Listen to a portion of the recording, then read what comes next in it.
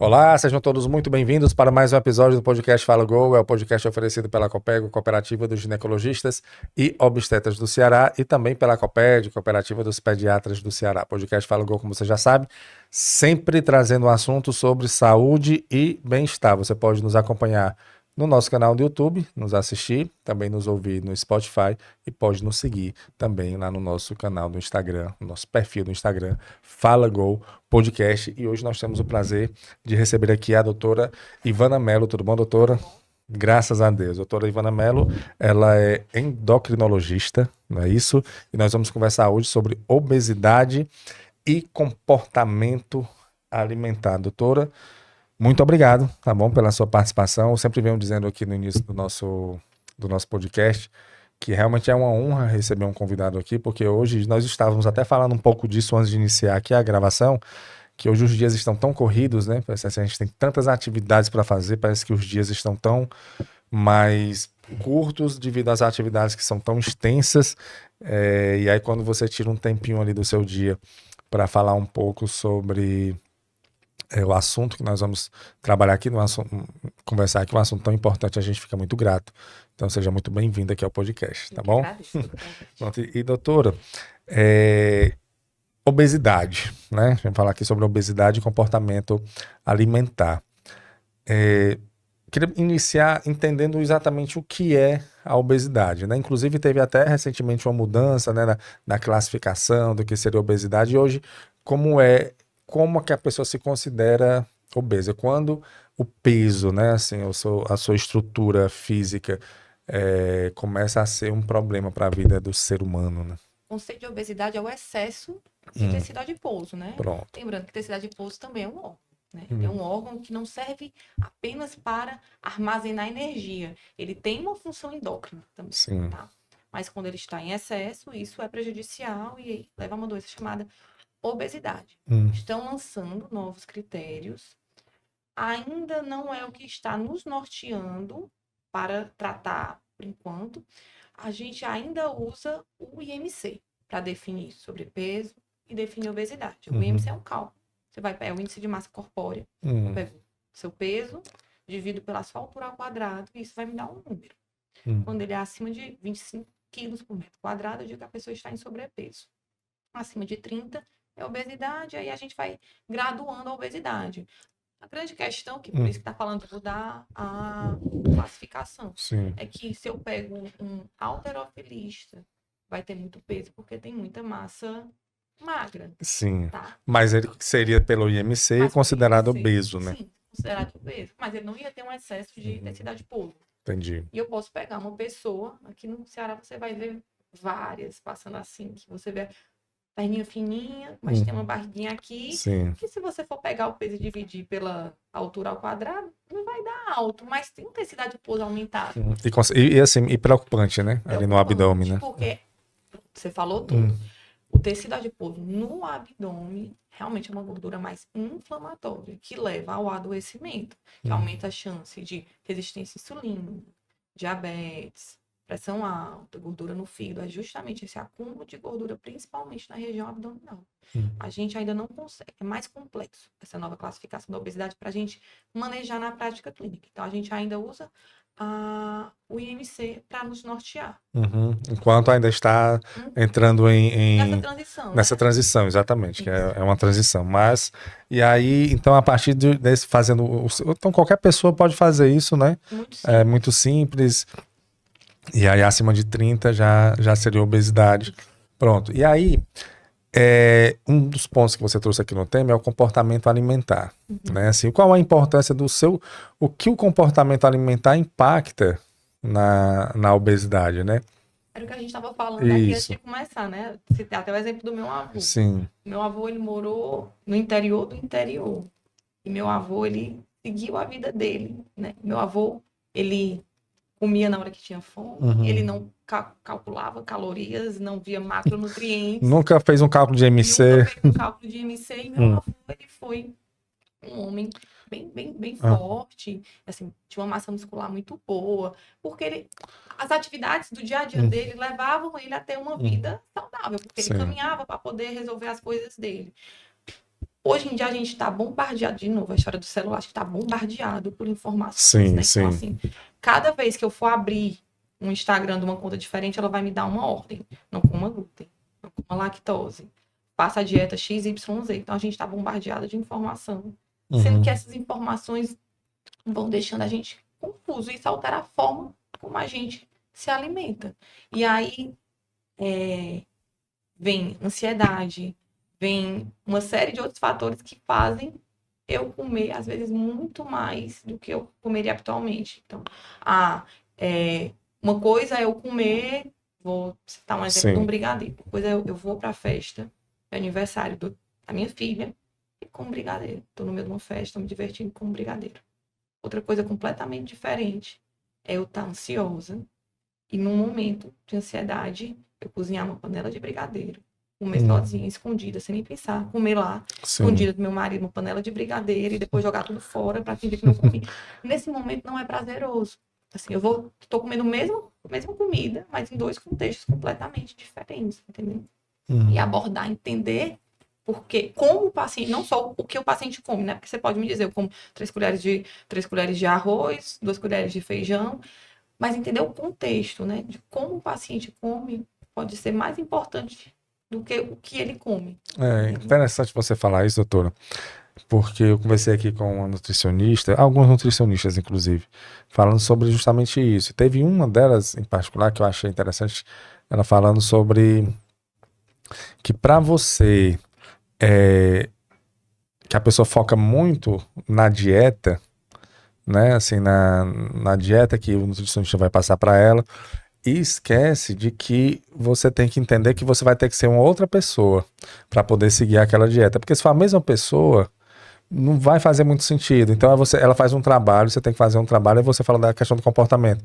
Você tem que fazer um trabalho interno, até emocional, para a pessoa entender, e ela trabalha junto com psicólogos, até porque para a pessoa entender o motivo dela ter um descontrole alimentar, porque se você não entender, você não quiser realmente se transformar naquela pessoa que você está querendo ser, se você continuar com os mesmos hábitos, a dieta apenas ali uma lista de alimentos que você vai ter que seguir não vai adiantar, né? Então vai muito nessa linha realmente do comportamento, inclusive até o formato hoje, doutor, não sei se você concorda mais com que as pessoas estão se alimentando. Eu acho que isso impacta também, tipo, antigamente, você deu o exemplo aí do seu avô, e antigamente as pessoas se alimentavam, o alimento, assim, um almoço, um jantar, era um momento de confraternização, né, assim, da família. Hoje não, né, as pessoas hoje conseguem, eu vejo vários, assim, no trabalho, a pessoa pega ali a sua marmita, bota aqui, bota um celular aqui na frente, fica respondendo coisas, às vezes assistindo um vídeo, às vezes a pessoa não está mais ali, ela não sente mais aquela sensação e o prazer do alimento. Você acha que isso está acontecendo também? Com certeza. E digo mais, esse comer desatento é uma das causas também de obesidade. De obesidade, né? Porque quando eu tô aqui assistindo uma tela, vendo o Instagram, rolando ali o feed do TikTok, tô comendo, eu nem sei o que eu tô comendo. Eu tô só no automático. Eu vou só colocando para dentro. Só coloco para dentro. Então, às vezes a pessoa come uma quantidade absurda de alimento, porque o nosso corpo ele é muito inteligente. A gente come e durante o processo de comer a gente vai ficar saciado. Nosso corpo vai emitir sinais, né? Sinais hormonais de fazer a gente parar. Não, para essa refeição. Para que já deu. Tá demais. Mas para isso eu preciso mastigar. O processo começa com a mastigação. Eu preciso mastigar bem. Preciso, né? Deglutir com calma. Tá atento naquele momento para entender que chegou o sinal. Quando eu tô comendo rápido, nem mastigo direito, engulo, tô aqui assistindo o que tá passando no TikTok, eu me excedo. Porque não deu tempo do sinal chegar, eu só tô engolindo ali. Então, você acaba comendo numa proporção maior. Porque quando chega no cérebro, que o cérebro vai emitir, já está cheio demais, né? E realmente, até mesmo você vai num restaurante, alguma coisa, as pessoas dão atenção às outras pessoas e ao celular, né? Hoje, e a comida realmente fica praticamente de terceiro plano, né, ali. E, assim, se você estiver num restaurante socializando com uma pessoa, é até ok. Bacana. Porque comer é um ato social, né? Assim, as É. confraternizações, elas envolvem, né, comida. Então, existe ambiente para tudo. Eu Uhum. sempre digo para meus pacientes, se eu convido você para o meu aniversário e você chega com uma marmita de frango com batata doce debaixo do braço, é completamente inadequado. É verdade. Porque já se pressupõe-se, né, que vai ter um alimento ali. Porque alimento tem contexto, mas ao É. mesmo tempo, se todo dia na sua casa o seu lanche da tarde é salgadinho com bolo, também está fora do contexto, né? Então, Uhum. alimento tem contexto, a comida tem um contexto, comida tem um fator social. Então, o que acontece é que a pessoa liga um botão, agora eu vou entrar no foco. E entrar no foco significa tirar qualquer outra função da comida que não seja colocar energia no corpo. Sendo que a comida é muito mais do que isso. Então, você fica no foco, aí vai pegar aquela lista, né, do que eu posso, do que eu não posso comer. Sendo que, para eu viver esta vida, eu vou ser retirada do meu contexto social. Eu não vou poder mais sair, porque sair vai envolver comer. A gente sai para onde? Você vai combinar para sair com um amigo, ou é num barzinho, ou é num restaurante. Eu vou para uma festa de aniversário, eu tô supondo que vai ter. Muito difícil você chamar para uma festa que E não não vão tem servir alguma. nada. Aham. Então, fica algo insustentável de ser mantido por um longo prazo. E o grande problema da obesidade como doença é que ela é uma doença crônica e recidivante. Então, eu não tenho uma cura, né? Mas eu posso ter um controle. Só que para eu ter um controle, eu preciso mudar o meu estilo de vida. Sendo que tem muita gente que acha que mudar de estilo de vida é se retirar da vida que tem. Mas, ao mesmo tempo, eu sempre digo, é possível você mudar a vida que você tem, entender que comida tem contexto, entender que cada coisa possui um contexto, e entre o 8, no qual eu não como nada, e o 80, que eu como tudo toda hora, existe o caminho do Existe um meio. meio termo. E É. não tem cura, obesidade? Não, a gente fala que é uma doença crônica, que Hum. tem controle, tá? Então, a gente fala assim, existe obesidade controlada. Mas cura, dizer estou curado, não. Porque o grande problema é esse. Tem muitos pacientes que me procuram no consultório, querendo fazer uso, né, de uma medicação para perda de peso, e muitas vezes na ilusão de que vai fazer 3, 4, 5 meses, e aí vai perder peso e pronto, tá curado.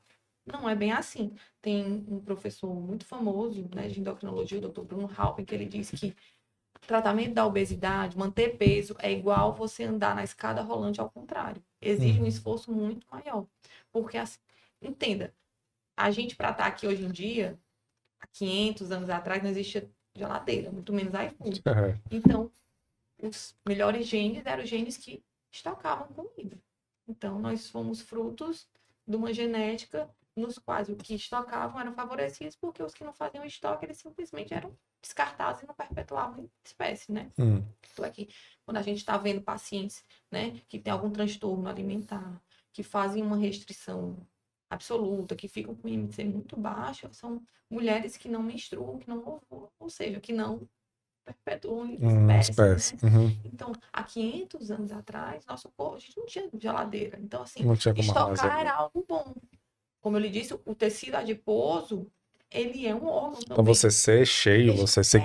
Você É ter um... extirpado dessa Ah. gordura, o cérebro, ele entende isso, que a gente está vivendo uma privação. Ele não entende que hoje a gente está em pleno século XXI, que eu estou fazendo uma restrição nesse momento porque eu quero perder peso para me manter mais saudável. Ele entende que eu estou em restrição, sinal de perigo, então é mandado uma série de alertas. Então, vem a perda de peso e junto vem aumento da fome. Os hormônios que nos causam fome aumentam. E há uma redução da nossa taxa metabólica basal. É o nosso corpo lutando para voltar ao peso que ele julga que é o peso correto. A taxa metabólica basal é aquela queima de... É o que a gente consome de energia por estar vivo. Vivo, sim, naturalmente, né? Naturalmente. Naturalmente, sem um exercício mais... Sem sair da rotina do seu corpo ali. E esse é o grande problema.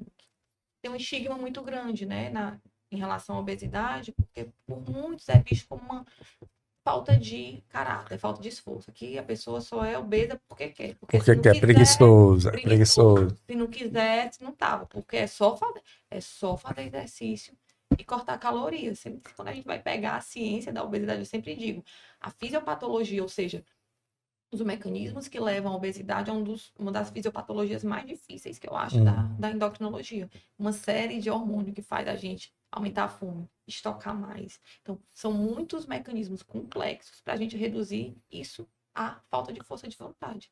Sendo que, se é um problema só de falta de força de vontade, se é algo que depende só de mim, para que eu vou procurar ajuda?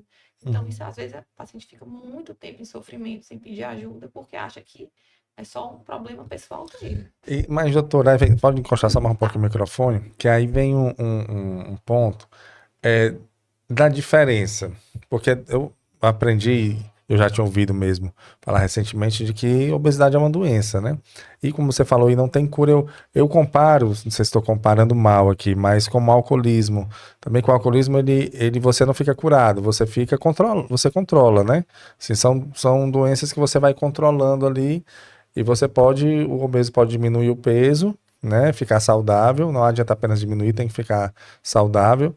E aí, mas se ele descuidar, pode voltar tudo novamente, né? E aí, a minha dúvida é, o que é que diferencia uma pessoa que está, além do IMC, claro, mas uma pessoa que tem acima de 30 no IMC, ela pode apenas realmente ter ganhado peso, mas não ser obesa, né? Ou não, passou de 30, se tá nesse peso é porque é obesa e já é uma doença. Vamos lá, em relação à comparação. Eu acho que é uma doença crônica, mas melhor do que comparar com o alcoolismo, porque o alcoolismo ele vem de um vício, né? Porque vício, comida não vicia. Que isso é um erro grande, né? Tem gente que eu sou viciada em comida. Não vicia? Não vicia. Lógico, existe uma liberação de dopamina quando a gente come alguma coisa que a gente gosta, né? Se você aí essa sensação, né? Vicia. E aí é que vem, na natureza, há 500 anos atrás, não existia misturar. Um alimento, ele era ou gorduroso ou muito rico em açúcar. Hoje em dia a gente tem um combo, né? Alimentos gordurosos e ricos em açúcar. Bomba, então isso é uma hiperpalatabilidade, é um gosto tão bom, realmente, que leva a uma sensação de muito bem-estar, libera muita dopamina. Mas ainda a gente não fala de vício em comida. Se fosse para comparar a obesidade com alguma doença, eu comparo com uma pressão alta, com um diabetes. Que o paciente vai ter esse diagnóstico. Existem formas de controlar. A pessoa vai viver muito bem, obrigada, em controle da doença, mas a gente não fala que está curada. É diferente de ter uma gripe. Porque quando eu gripo, vou ficar aqueles dias gripado e depois eu estou curado. Me curo. Com a obesidade, com diabetes, com a pressão alta, eu não posso me desvencilhar, não posso me largar do cuidado. Precisarei me manter atento, vigilante, cuidando, porque eu não estou curado. A partir do momento que eu abandono a medicação sem orientação, que eu paro uma rotina de exercício, que eu paro de manter uma alimentação balanceada, meu corpo vai reganhar. Ou o meu diabetes vai descontrolar, ou minha pressão também vai descontrolar, né? Aí, voltando à pergunta que você fez, né? É como mudaram os critérios, a gente vê também algumas coisas além do peso, mas eu acho que o que você quis me perguntar foi sobre o controle da obesidade. Isso, se você... porque às vezes a pessoa pensa assim, meu Deus, será que eu tô obeso? Porque assim, eu tenho facilidade de perder peso. Isso é considerado obeso também? Porque a pessoa pode, tipo, passou alguns meses ali por algum problema, se descuidou e aumentou o peso. Mas se ela quiser, faz exercício e para ela não é difícil ela perder peso. Mas teve um momento que ela ficou com o IMC acima de 30. Será que ela é obesa? Controlada. A gente fala em obesidade controlada, porque outro conceito que é muito importante, né? E poucas pessoas sabem. Para eu ter o controle da obesidade, eu não preciso voltar ao IMC normal. Não é nem o objetivo do tratamento voltar ao IMC normal. Perdas de 5 a 10% do peso, do maior peso que você atingiu, uma perda dessa, a gente já disse que o paciente está com obesidade controlada, certo? Então, assim, vamos supor, você fala de pacientes que têm facilidade de perder peso, mas tem facilidade de perder e de manter? Essa é a minha dúvida. Porque esse efeito sanfona, eu perco, eu ganho. Eu perco, eu ganho. Isso também é muito prejudicial. Como é que está sendo essa perda de peso? Entenda, um processo de perda de peso não leva assim apenas a perda de gordura. É muito difícil a pessoa conseguir perder apenas gordura. Vai um pouquinho de músculo, certo? Volta a falar da taxa metabólica basal. O músculo é um tecido metabólico. Ter músculo nos torna mais termogênicos. Então, quando eu perco peso, perdendo músculo, a chance de eu reganhar no futuro, de fazer um efeito sanfona de novo, é maior.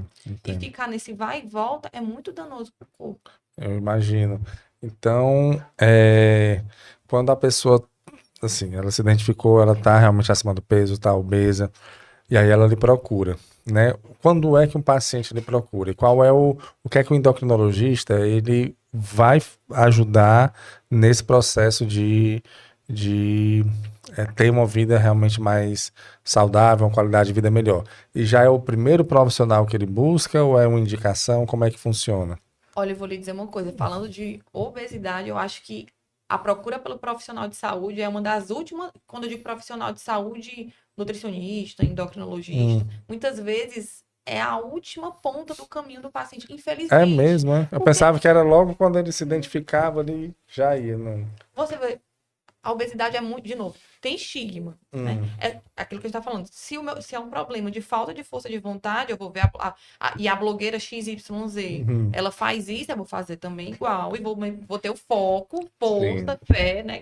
O hashtag. E eu vou conseguir. É verdade. Sendo que não é fácil.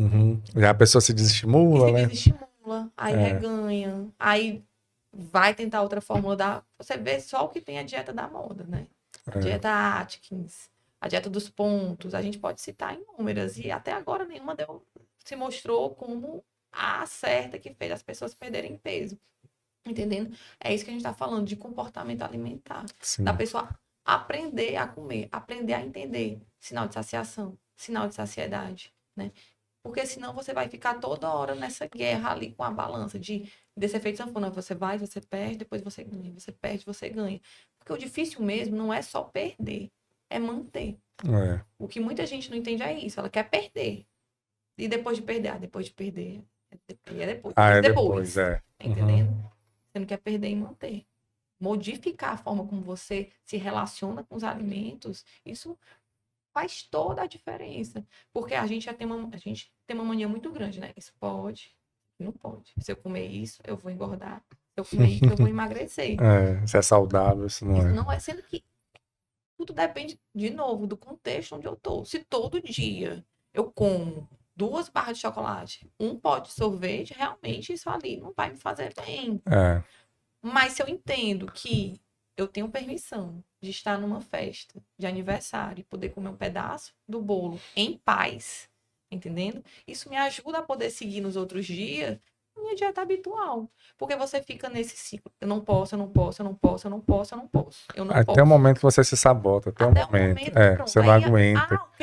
E é o pensamento, comi o bolo do aniversário, pois agora eu vou comer o bolo, mais outro pedaço do bolo, tudo da festa, vou levar para casa para comer no outro dia. Sendo que eu não como nada. Porque isso não é sustentável a longo prazo. E eu como tudo, existe a possibilidade de eu comer uma fatia fina do bolo ali no aniversário, me satisfazer. Pega um pouquinho ali. Levar pra casa, eu comer ali. Tem um termo que assim, tem pessoal que tá querendo perder peso. E nessa luta aí que usa, que eu acho, até uma nutricionista que concordou aqui, que é o dia do lixo. Sim. Não tem esse termo que o pessoal fala? Eu acho esse termo. Então, o dia do lixo, como se pronto, nesse dia eu posso comer o que eu quiser, porque nos outros eu vou ficar firme ali, não vou colocar nada de errado. Só que é um sacrifício, né? Assim, você utilizar, pronto, nesse dia, como se nesse dia eu posso ser feliz e nos outros não. Sendo que aí é que vem. Aí muito como eu pergunto, como é a sua dieta habitual? Aí a pessoa começa. De manhã eu como um ovo com uma fatia de pão. Almoço, salada. À tarde, não como nada. À noite eu como tudo. Já passei o dia. Já passei o dia todo. Ou outra coisa assim. Como é que você come? A pessoa fala um cardápio perfeito. Aí eu perguntei no final de semana. Semana é diferente. Quando é que começa seu final de semana? Sexta-feira. Então, vamos lá. 4 dias da semana versus 3. Então, assim, e justamente você sai desse pensamento muito tudo ou nada é o que vai fazer você manter o processo, porque senão você vai ficar nisso, eu perco, eu ganho. E hoje em dia, né, falando de obesidade, o tratamento, ele avançou demais, né? Eu terminei a residência em 2019.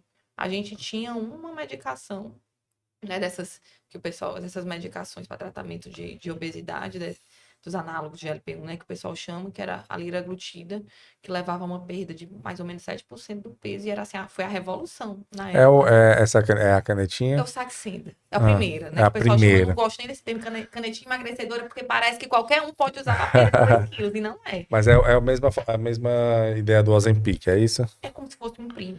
São 2 medicações diferentes. Aí evoluiu. Aí veio o Ozempic, né? Que é a semaglutida.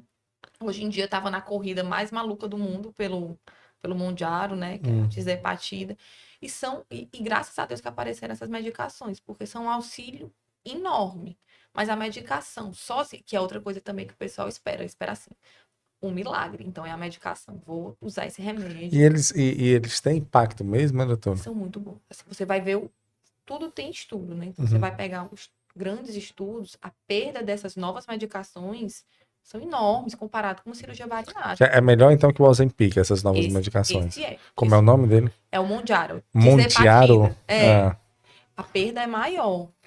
Mas entenda, todo o contexto de estudo, você vai ler, né? Como é que foi feito, como é que foi desenhado esse estudo?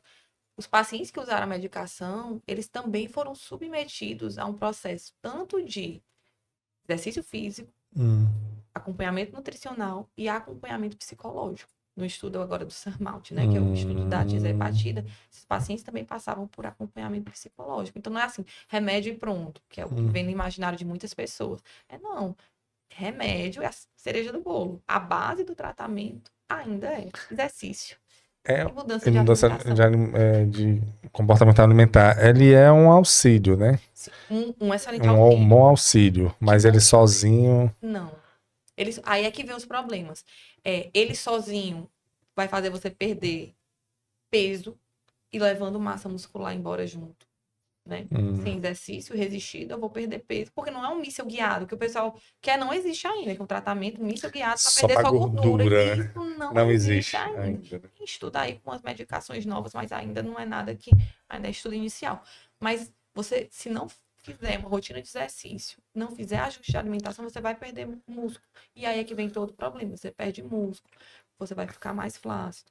Além disso, perder músculo facilita um reganho de peso no futuro. Por isso que assim, é muito importante mudança. E mudar é difícil. Mudar não é fácil. O Cortella, que tem um filósofo, professor, ele fala, né, que mudar é complicado, mas acomodar é perecer. Exatamente. E é mesmo, né? Nesse ponto é verdade. Então, as pessoas utilizam esses medicamentos, né, como o Mounjaro. O Mounjaro já tem aqui no Brasil? Foi uma loucura. As pessoas estavam importando porque ele precisa estar em ambiente refrigerado. Porque senão ele perde a função dele. Sim. O pessoal estava trazendo dos Estados Unidos amarrado nas calças, tudo quanto era canto, vendendo a preço. Infelizmente é uma medicação muito cara. Porque, de novo, falando de alimentação e de tratamento de obesidade, a gente tem que ver qual é o contexto econômico também que o nosso paciente está. Hoje em dia, ele está numa faixa de R$1.400, R$1.700. É mesmo? Um mês de tratamento. Um mês? Um mês. Eu estou falando de uma doença que é crônica e recidivante. Eu não vou fazer por um mês. Por um mês, exatamente. Né? E são aplicações diárias, né, doutor? Semanais.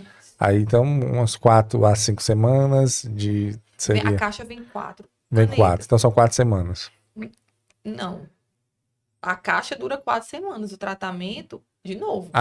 Por quanto tempo o paciente que tem pressão alta? Eu vou dar a orientação dele fazer exercício. Porque exercício é bom para tudo na vida. Pense numa coisa, eu vou dizer que exercício faz bem. Se você chamar um neurologista para conversar, ele vai mandar fazer exercício. Não, todo mundo vai mandar. Rapaz, eu vou dizer, até uma coisa que eu aprendi aqui, são os pilares de uma vida saudável, que é atividade física, né? Musculação. Dentro dessa atividade física se coloca a musculação, principalmente quem já está ali na faixa dos seus 30, 40 anos, porque eu conversei com uma profissional aqui, que ela falou uma coisa que eu achei interessante: você tem que fazer uma poupança de músculo, não a poupança de bumbum, não, é a poupança mesmo de poupar músculo, você cultivar músculo pensando já na sua vida idosa, né? Na terceira idade. Então, é atividade física, alimentação, né, e sono. São os 3 pilares que, se você conseguir manter um sono regular, manter uma alimentação saudável, ter uma atividade física, você vai passar por essa vida de uma maneira mais saudável. Aí você, mais uma vez, completa isso, né? Você confirma isso. Existem os pilares da medicina do estilo de vida. Existe é como se fosse uma pós-graduação. Ainda não é visto como existe, existe medicina do estilo de vida. Você falou 3 dos pilares: alimentação, são mais, né? exercício, sono. Importantíssimo perguntar como é que tá o sono. Esse danadinho de celular tá acabando com o sono da gente também, né, cara? Né? Aí o pessoal quer Aí é que vem. Às vezes o pessoal vem, não, é que eu preciso de um remédio que eu ando fadigada. Aí você vai conversar. Vamos lá, me diz como é que é um dia habitual teu. Aí a pessoa vai, eu acordo 6 horas da manhã para cuidar dos meninos, vou trabalhar, chego em casa, fico mexendo no celular. Quando eu começo a mexer no celular, o celular ele emite luz branca, que inibe a produção de melatonina, que é o hormônio que leva a gente a dormir. Um bom sono, né? Então, além disso, o celular, ele é um entretenimento ativo. Você não fica só olhando o celular, você fica passando, você fica clicando. Dopamina ali rápida. E aí, o que é que acontece? Você fica desperto, não dorme à noite, tá entendendo? Sono, né? Controle de estresse. Difícil essa parte, né? Controle de estresse. Controle de tóxico, né? Álcool, sim. Cigarro. Tudo isso faz parte da medicina do estilo de vida. Difícil manter, mas a gente vai tentando e orientando. É porque o estresse, na realidade, ele tá fazendo parte da vida moderna, né? Ele é um pouco difícil você... E a gente está até falando um pouco antes de iniciar aqui, com esse avanço da tecnologia, a gente tá sempre ligado, né? Assim, é como se a gente estivesse sempre conectado, sempre... E é uma coisa engraçada, abrindo um parênteses aqui na nossa conversa, é paradoxo, porque a tecnologia ela vem para facilitar a nossa vida. Ela veio, né? Tudo que é inventado é para deixar a nossa vida mais fácil, tudo. Mas por mais que a tecnologia venha facilitando a nossa vida, teoricamente nos ajudando a não fazer atividades porque a tecnologia está fazendo por nós, ou seja, teoricamente nós estaremos ganhando mais tempo, né? Porque tem atividades que a gente não faz mais. O que a gente perdia antes, um dia para ir de uma cidade para outra, a gente consegue hoje com carro e mais rápido.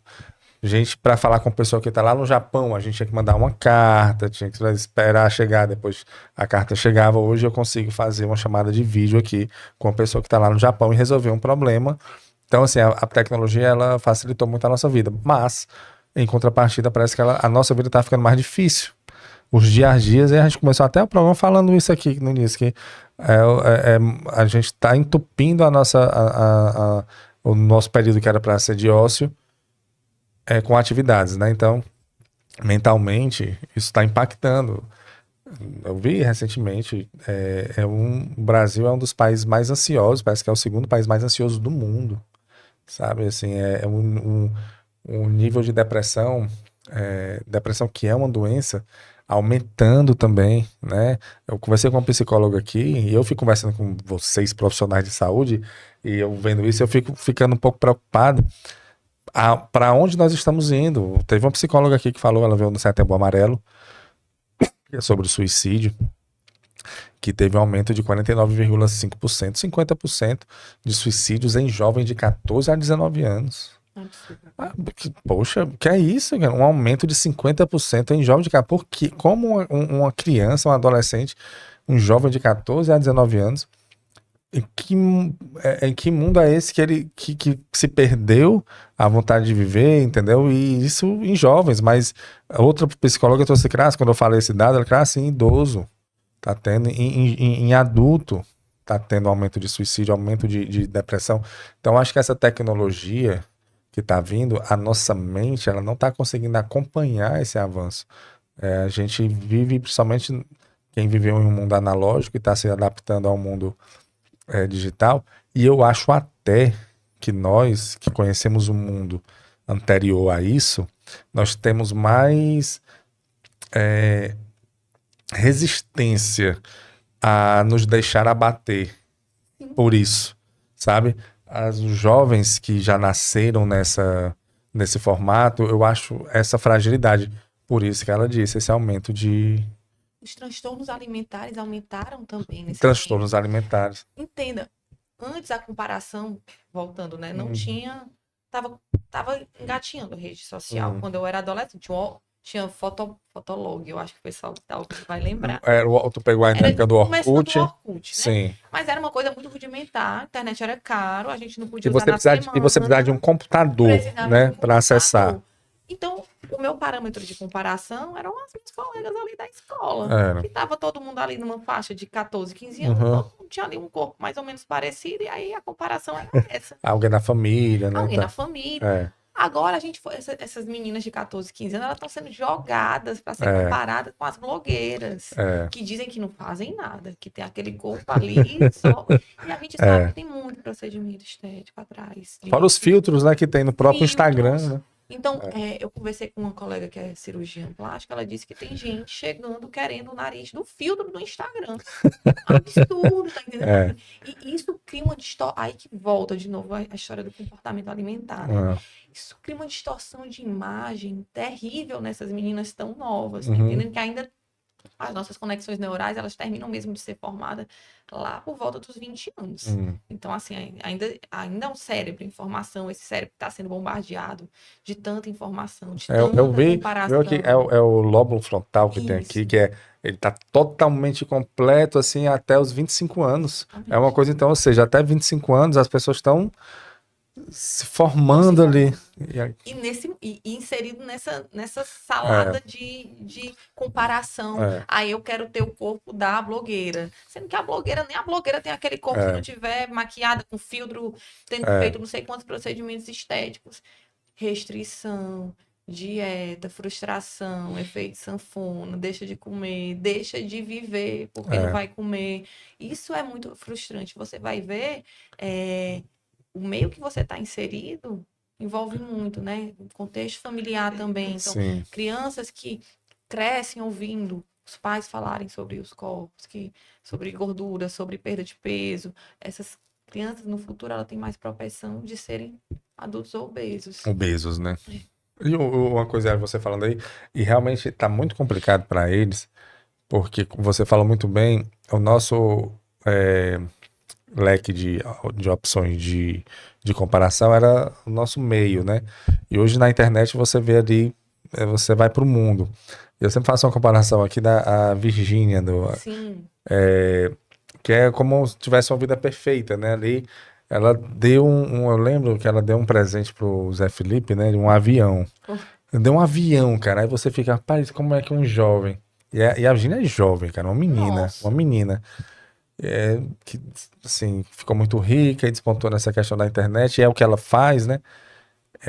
E aí um jovem vê isso, como é que ele vai ter um incentivo para estudar e fazer uma coisa diferente? Como é que ele vendo essa vida, né, assim, dela, uma vida perfeita, então tudo que fizer não tem como alcançar, sabe? Assim, é um impacto muito grande. E aí, recentemente, eu só pensando, olha, mas isso é o que ela mostra. E aí as pessoas vão vivendo numa vida de fantasia terrível, de você mostrando apenas um recorte da sua vida e aquele recorte que você quer mostrar, para mostrar que tá bem, e outras pessoas vendo, pensando que você tá bem, pegando um recorte da vida dela e tentando mostrar. Hoje parece que é melhor você mostrar que tá bem do que você realmente tá. Com certeza. Eu fiz um follow terapêutico. Saí, essa é uma que eu não sigo. Saí seguindo coisas que não me faziam bem. Porque você fica gerando uma comparação dessa. Mas me mandaram, numa época, ela estava fazendo uma dieta do ovo. Foi também uma febre. A Virgínia? Dieta do ovo. Aí quando eu vi, tinha vários conhecidos meus fazendo essa bem. Ela comia uma quantidade absurda de ovos por dia. Assim, 20. E dizia que ela estava magra no pós-parto dela por causa da dieta do ovo.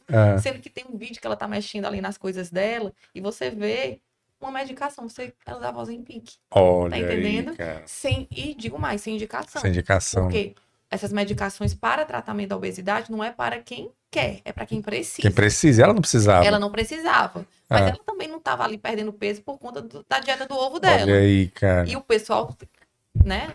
As granjas faturando aí por conta disso. Não, e ela ganhando seguidores mais, né? Porque as pessoas querem uma coisa... você tá dando certo. E é tão assim absurdo. A vida tão perfeita, tão perfeita, tão perfeita, ela se separou agora. Exato. Porque só um recorte, né? Um recorte da vida, E aí né? o que acontece? Aí vai todo mundo comendo ovo, aí você não perde peso e você não fica com o corpo da Virgínia, porque a Virgínia fez procedimento Você fica estético, mal. porque a Virgínia fez, né, usou Uhum. medicação, aí você fica mal, o que é que você faz? Já que não deu certo isso, desconta Bora tudo e comer. bora comer. Tá entendendo? Sendo que enquanto a pessoa fica só nessa girada de não como nada, como tudo, as coisas não vão pra frente. E muitas vezes, assim, o que a gente, no nosso imaginário, é tido como um corpo saudável, muitas vezes não é um corpo saudável. Porque às vezes Exatamente. você vê uma pessoa extremamente magra e musculosa ali nas redes sociais, e é uma pessoa que usa anabolizante. Anabolizantes. Uma pessoa Demais. adoecida. É um Tá entendendo? corpo internamente A adoecido. gente foi criado, digo assim, principalmente nós, assim, eu que fui adolescente nos anos 2000, fomos criados para achar que o corpo magro era o corpo ideal e o corpo saudável. E só podia ser saudável se você tivesse ali dentro daquela magreza. E existe a possibilidade de você ser um obeso controlado e saudável. O que não pode, né, é você ser inerte. Conformismo. Então, eu sou assim, a síndrome de Gabriel, nascer assim, crescer assim, você sempre é assim. E não é isso. Então, muitas vezes o paciente atingiu um peso maior, e aí ele vai fazer mudança de estilo de vida, vai fazer exercício, adequar a alimentação, usar medicação, se tiver indicação, sem problema nenhum, a medicação tá aí para isso, para ser usada em quem tem indicação, e vai perder peso. Não vai atingir um IMC de normal, tido como normal, vamos botar aspas assim, mas vai ser uma pessoa muito saudável, certo? Porque não existe, assim, essa história de um corpo saudável é uma coisa muito complicada. A pessoa pode estar no IMC aumentado, mas ter uma obesidade controlada e ser saudável. O que a pessoa não pode é na síndrome de Gabriela. Eu já engordei, então já era, não Já vou fazer deixa, nada. né? Não, você pode. E entender que a meta, isso é uma coisa muito importante, que, volta, eu atendo, né, profissionais de saúde, médicos, e muitos não sabem. Porque, como eu disse, isso não foi ensinado na faculdade pra gente. Que para eu estar em sucesso de tratamento, né, quando eu tô falando de obesidade, eu não preciso voltar ao meu IMC normal. Perdas de 5, 10% já vão fazer diferença, de 15% ainda mais. Mas entenda, às vezes a pessoa pensa que só vai ter sucesso se perder 30 quilos. Sendo que muitas vezes, perdendo 10, ela vai ter uma vida muito mais saudável, com muito mais disposição, com exames ótimos, prevenindo hipertensão, prevenindo diabetes. Sendo que, se para mim só serve 30, perdi 10 não é nada. Então, deu tudo errado. Aí o que é que vai? Aí ela volta. Volta naquela mentalidade, já Entendo. deu tudo errado. Então, entender que existem metas. Que a meta do tratamento não é se partir ao meio com as medicações novas que chegaram. De novo, a gente tem um empecilho enorme, né? Falando de custo financeiro. Mas são medicações que facilitam muito a gente chegar nessas perdas de 10%, de 15%, né? Que são as perdas que a gente considera excelentes. Com essas medicações novas, auxiliaram muito chegar nessa perda de peso que a gente vê como uma quantidade de peso saudável. Mas eu sempre digo, a meta aqui do tratamento não é obrigatoriamente chegar ao IMC tido como normal. E isso, volto, é um problema, a gente, médico no geral, tá? Por não ter formação nisso, muitas vezes a paciente vai para um ortopedista, tô chutando aqui uma especialidade, reclama de dor no joelho, paciente que é obeso, tô com dor no joelho. Aí a pessoa diz assim, dor no joelho? É porque tá gordo. Perca 30 quilos. Aí pronto. Não diz como, não dá uma orientação de onde ir, do que fazer, de quem procurar. Dá uma meta que sai um número que saiu da cabeça dele, às vezes sem embasamento nenhum, um número que veio ali na cabeça. Isso é altamente frustrante para o paciente, porque é preciso um direcionamento. Entender que às vezes nem precisa perder esses 30 quilos para ter uma melhora ali na doença do joelho dele. Porque na realidade a obesidade não é a questão, não é estética, né? Não é só a questão estética. É o que ela leva com a doença, né? Tipo, o que é que o obeso pode, assim, quais são as doenças, doutora, que o fato da pessoa estar obesa piora, né? Ou pode atrair, ou a pessoa pode começar a ter pelo simples fato de estar obesa. E se diminuir o peso, você consegue controlar essas doenças? São várias. A pessoa estando em obesidade, estando obesa, ela aumenta, né, muitas doenças. Pressão alta, diabetes, apneia do sono, osteoartrose de joelho, síndrome dos ovários policísticos, fertilidade na mulher. Fertilidade. Tem várias outras, são inúmeras. Sim. Mas, aí é que eu volto. Aumenta quando não tratado. Sendo que o tratamento não é obrigatoriamente chegar ao peso normal. A gente já sabe que perda de 3% do peso já melhora a fertilidade. Olha aí. Perder em torno de 15% do peso melhora a esteatose hepática. O que é esteatose hepática? Gordura no fígado. Sei. Diminui gordura no fígado. Melhora também a questão da artrite. Perder 5% do peso melhora o perfil de colesterol. Então, assim, mesmo perdas menores fazem a pessoa ter um benefício em saúde, porque realmente não é só uma questão estética. Mas eu sempre falo, lógico que a parte estética tem uma implicação importante, né? Porque se você for parar para conversar com o paciente, você vê que são pacientes que vêm de uma vida de muito sofrimento por conta desse aumento de peso, né? Desde ali, quando é um paciente que é obeso desde a infância, então é uma infância mais difícil, sofreu bullying, infância, adolescência, então a questão de perder peso tem a importância da saúde, mas todo o estigma que a obesidade traz é adoecedor e gera um sofrimento. Então, eu sempre digo, a questão estética, querer perder peso por uma questão estética não é um problema. Estamos juntos para isso. Só que vamos até onde dá para ir com saúde. Se a partir desse caminho aqui não for com saúde, vamos botar o pé no freio e ver qual é a outra rota que a gente pode seguir. E a cirurgia bariátrica, ela existe um momento assim que o paciente chega para você e você já indica, ou existem outros tratamentos que podem evitar a cirurgia? Porque eu já ouvi, eu até já conversei aqui com um cirurgião bariátrico falando dos benefícios da cirurgia, bem interessante, mas eu já vi também pessoas, até um comediante que disse, rapaz, depois que eu fiz a cirurgia bariátrica, acabou a minha saúde, porque eu comecei a ter vários outros tipos de problema que eu não tinha antes e tal. E aí, quando é indicado mesmo assim. Uma cirurgia bariátrica, quando bem indicada e bem acompanhada, é uma transformação na vida da pessoa. Mas quando bem indicada e bem acompanhada. Eu digo isso por quê? Porque tem paciente que parece que está naqueles programas de auditório, assim, para conseguir os laudos, assim, é uma corrida pelos laudos, aí corre, pega um laudo do psicólogo, corre, pega o laudo do psiquiatra, corre, pega o laudo do endocrinologista, não quer o acompanhamento, ele quer um laudo, e isso é um problema. O laudo para poder levar para o cirurgião para operar. Então, são pacientes que não estão passando por um acompanhamento, né? Eles estão ali só com o laudo, para poder fazer a cirurgia. A grande questão é que, de novo, a obesidade é uma doença crônica e recidivante. Tratamento, a cirurgia bariátrica, ela é uma forma de tratar, mas não é o fim da linha, não é assim, acabou ali na cirurgia. Não, a pessoa precisa manter cuidado com a alimentação, precisa fazer exercício. Muitas vezes precisa continuar com acompanhamento psicológico, porque a gente sabe que para algumas pessoas não existe o vício em comida, tá? Mas muitas vezes a comida é a válvula de escape do paciente. Então, assim, meu dia eu escuto muito, meu dia foi horrível, eu mereço comer tal coisa. Eu sei como é isso. Pois é, bem comum. Você é cansado, assim, aí você pegar e sentar ali e comer alguma coisa, realmente. E quando você faz a cirurgia bariátrica, muitas vezes você não vai conseguir, né, ter essa válvula de escape. Aí se fala até de você, às vezes, convergir para outra forma de... outro tipo, algum vício, né? Algum vício. Mas entenda, isso quando é mal indicado. Agora, um paciente que fez um acompanhamento, tem pacientes que estão muito bem, fizeram a cirurgia bariátrica, seguiram no acompanhamento com nutricionista, seguiram no acompanhamento com psicólogo. Assim, comigo me vem uma vez por ano só para dar um oi. Bacana. Mas, assim, eles estão acompanhando, estão muito bem. Então, cirurgia bariátrica, quando o paciente é uma doença difícil de tratar. Então, muitas vezes, o tratamento cirúrgico é o melhor tratamento. Muito bem-vindo. Mas o paciente precisa entender que a cirurgia não é o fim da linha. É uma forma de tratar e precisa acompanhar. Talvez o comediante, ele, né, na cabeça dele, ele pensou que era aquilo ali. E se a pessoa for nesse pensamento que é aquilo ali, pronto. E que vai resolver. Não, é como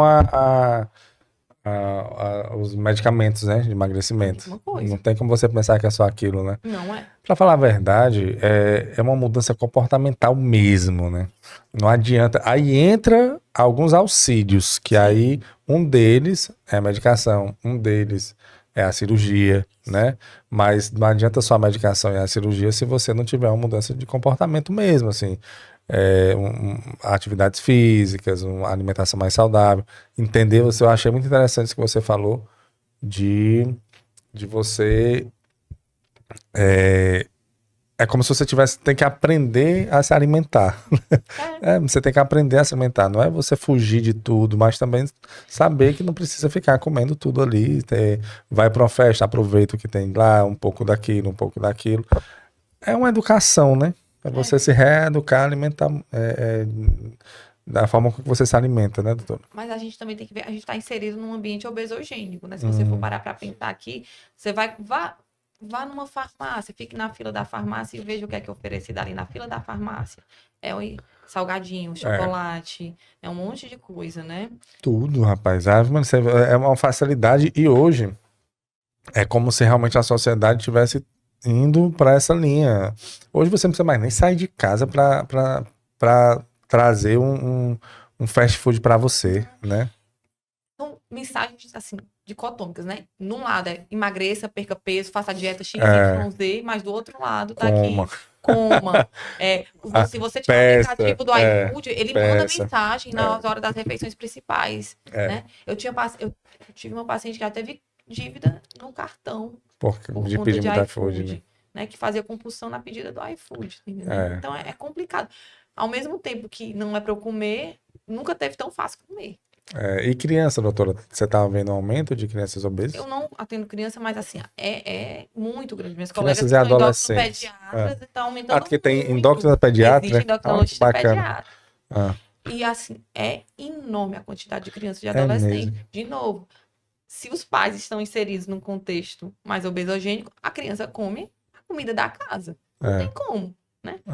Sendo que antigamente, vamos lá, na nossa época não tinha iFood, minha mãe ia cozinhar porque não tinha opção de pedir tão fácil. A gente tinha que comer em casa mesmo. Tinha que comer em casa mesmo. Às vezes comia uma coisa, um arroz com ovo, uma coisa mais simples, que era o que tinha e pronto, acabou. Hoje não, não tem nada pra comer. Pede uma pizza. Pede sanduíche, pede batata. E o iFood, ele é de um jeito que os seus pedidos mais frequentes, ficam ele lá, né, cara? Você não tem nem, você dá um clique, você não precisa nem raciocinar. É um negócio assim... Aí você olha e vê lá as últimas coisas que você pediu. É um mundo. É aquilo que eu volto a falar, né? Trouxe muitas facilidades, mas parece que a vida tá ficando mais difícil. Você já tem um livro Sapiens, excelente o livro. Ele disse que o grande problema foi quando a gente deixou de ser caçador, coletor e começou a ser agricultor. Porque a gente começou a ter tempo, mas esse tempo foi feito para acumular cada vez mais riqueza. E você nunca mais tinha tempo. Porque facilitou tudo, mas a gente nunca teve tão sem tempo como hoje. Exatamente. A gente tá, em vez da gente pegar queríamos o computador, então o computador vai fazer a tarefa que eu demorava ali 5 horas, o computador faz em 1. Então vou ter 4 horas livre. Não mesmo. Vamos ocupar essas 4 horas de alguma forma. E sabe o que está acontecendo agora com a inteligência artificial? Que, teoricamente, sempre a venda é essa, né? Vamos facilitar a vida e vamos ganhar mais tempo. Porque, por exemplo, hoje no ChatGPT você não precisa mais fazer texto. Vai vir uma geração aí que não vai entender por que a gente escrevia. Eu fico muito assustada. Mas isso é uma geração que está vindo que não vai entender por que a gente sentava e escrevia. Porque se você colocar um ChatGPT para fazer, é incomparável. Não tem como comparar a rapidez, e ele tá cada vez mais, ele vai se adaptando, né? Ele mesmo vai se aprendendo ali com ele mesmo. E eu tô falando só de uma inteligência artificial que trabalha com textos ali, e aí a gente não precisa mais escrever. Então vamos ter mais tempo para fazer outras coisas, vamos ter mais tempo pra gente. Não, vamos empurrar alguma coisa para poder... A mais para poder... E a gente nunca... eu tô me incluindo, tá? A gente nunca faz só uma coisa, né? Eu tô aqui lavando louça, mas tô ouvindo podcast. Eu tô na academia, tô assistindo uma aula, então a gente tá sempre fazendo 1 milhão. A tecnologia que era para ajudar... A tecnologia faz com que nós estejamos em vários locais ao mesmo tempo, como eu falei aqui, mas quem está em vários locais ao mesmo tempo acaba que não está em lugar nenhum, 100%, né? Tem um livro, a gente já tá perto aqui de finalizar... Tem um livro que eu li, eu recomendo para todo mundo, que é O Poder do Agora. Ele explicando como a gente precisa... E é um livro que é de 1998, ou seja, foi antes desse boom de tecnologia. Mas ele já fala de como nós estamos dispersos, como a gente vive em um futuro que ainda não aconteceu e pensando em um passado que já foi, e esquecendo que o único momento que realmente existe é o agora. Ele dá várias dicas de como você vê no agora, e ele explica, é bem interessante, que só existe o agora. Isso. Aí ele passa o livro todo para convencer você, e ele mesmo vai fazendo perguntas que podem surgir na sua cabeça. É interessante que são perguntas que foram surgindo na minha, e ele mesmo respondendo. E aí ele prova realmente que não existe outro momento a não ser o agora. A gente vive assim, parece que no mundo, pensando no futuro, pensando no passado, pensando nas preocupações e e a gente esquece do momento aqui, do que está acontecendo.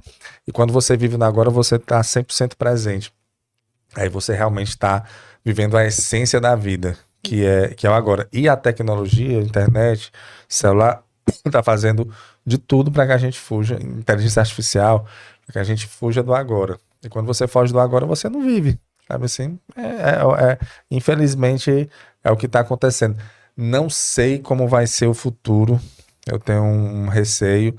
Claro que a sociedade vai continuar como sempre, né? Mas a sociedade que está por vir, para quem viveu uma época onde não era assim, a gente sabe que não está certo. Mas eu acho que quem souber interpretar texto, saber comunicar, porque as respostas elas estão aí. Uhum. Agora, como eu comunico isso e como eu interpreto o cenário, para mim vai ser o que vai diferenciar. Porque resposta, se você quiser, Vai ter. se você botar assim no chat GPT, eu já tive paciente que fez isso. Não, que eu botei no chat GPT qual era o tratamento, eu botei, calculei meu IMC, e ele disse qual era o tratamento para eu fazer. Aí a pessoa, o chat GPT disse o que era. Agora, a grande questão é como fazer, né? Como interpretar o cenário. A paciente, ela fez de um jeito, não soube interpretar o cenário direito, fez de um jeito todo errado. Como comunicar isso é o diferencial que os meus filhos precisam ter. Que precisam ter, e que hoje a gente ainda tem. Porque a gente consegue entender ainda o que é que está errado na inteligência artificial. Porque tem a gente, mas se não tiver, quem é que vai fazer? Nós somos a última geração de um mundo que nunca mais vai existir. Então nós somos muito raros. Quando a gente começar a morrer, né, a nossa geração começar a ir embora, vai ser um problema. E você soube de uma pesquisa que fizeram, de um resultado que saiu foi até em 2018. Pela primeira vez na história, desde quando começaram a contabilizar o QI, a questão do QI, sempre a geração anterior, o QI da geração que está vindo é maior do que o QI da geração anterior. Pela primeira vez na história, o QI da nossa geração é maior do que a da geração que está vindo. Olha que estranho. Não, é porque você não... Esses vídeos de TikTok, eles foram feitos para não levar a gente a raciocínio nenhum. Nenhum, cara. Você não consegue, você nem se concentra. Ler um livro fica difícil. E para finalizar, vou deixar um questionamento aqui, Tony, que eu acho... Se você observar, a tecnologia, ela vai aposentando algumas coisas. Por exemplo, quando criaram o carro, o que foi que aposentou? Os cavalos. Antigamente, as pessoas andavam a cavalo mesmo. As ruas foram criadas por carroças, né? Carroças, cavalos. Então, criou-se o carro. Hoje você não vê numa cidade pessoas andando a cavalo, porque existe o carro. Quando criaram, por exemplo, a luz elétrica, aposentou o que? A lamparina. Antigamente, casas de cidade, de capital, era a luz de velas, a lamparinas, aposentou, né? Aí hoje, isso em várias tecnologias que vão se criando, algumas coisas vão se aposentando. Aí criaram a inteligência artificial. O que é que a inteligência artificial faz? Ela pensa por você. Ela faz você... poxa, para eu escrever um texto, eu tenho que pensar, né? Eu tenho que fazer aqui um texto, eu vou pensar. Então ela pensa. Então o que é que essa nova tecnologia chegou? Ela vai aposentar o quê? A mente das pessoas. Se a gente vai parar de pensar, o que é que a gente vai precisar fazer? Então eu tenho um receio disso, seguindo a linha da tecnologia.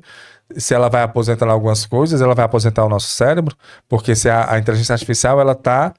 Tanto é que o nome é inteligência, né?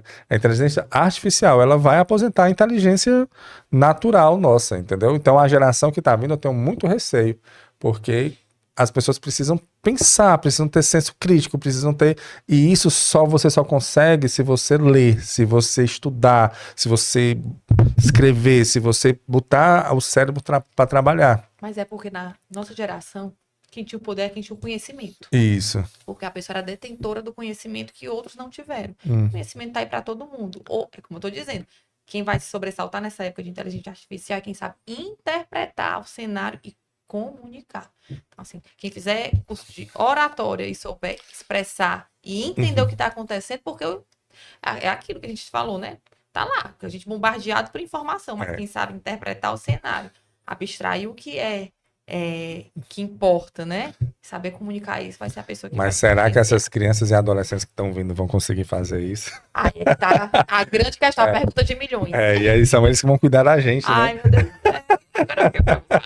É isso, doutora. É isso aí, estamos finalizando aqui. Eu queria agradecer muito a nossa conversa, falando de obesidade, mas acaba que estamos num cenário hoje que tudo influencia, né? E o comportamento alimentar, ele está inserido na nossa vida, ele não é a parte, né? Ele está inserido na nossa vida e a forma com que nós estamos vivendo, que é isso que a gente está até finalizando aqui, conversando, impacta totalmente no nosso comportamento. Pois eu queria muito agradecer, viu, a sua participação, e já fica aqui um convite para um outro momento a gente conversar novamente. Gostei muito da nossa conversa, a pessoa que traz o conhecimento de uma forma muito leve e bacana, é esse o nosso propósito aqui, tá bom, doutora? Muito obrigado. Obrigado. E você que nos acompanhou também, muito obrigado. Esse foi mais um episódio do podcast Fala Go. É um podcast oferecido pela Copego, Cooperativa dos Ginecologistas e Obstetras do Ceará, e também pela COPED, Cooperativa dos Pediatras do Ceará. Saúde e muita paz para todos nós. E até a próxima, se Deus quiser.